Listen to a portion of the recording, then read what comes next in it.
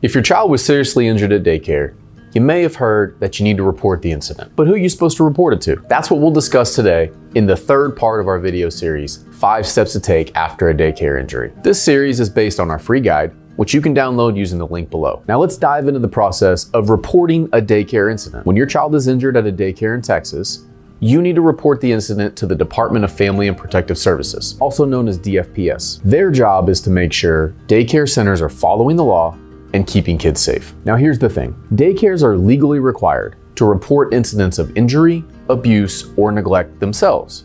But we've seen far too many cases where they don't. Instead, they try to cover it up or downplay what happened. That's why it's essential for you, as a parent, to take matters into your own hands and make the report yourself. Not only does this ensure the state is aware of what happened, but when you file a report directly with DFPS, they are required to circle back and let you know the outcome of their investigation. If you choose not to report directly to the state, they will not notify you of the results of the investigation. These results will give you valuable insight into how the daycare was held accountable. Once you file a report, the state will assign an investigator. They'll want to talk to you about what happened, see your child, interview daycare staff, and sometimes even other children who were there. If the police were involved, they'll work with law enforcement to make sure the investigation is complete. Here's why this matters.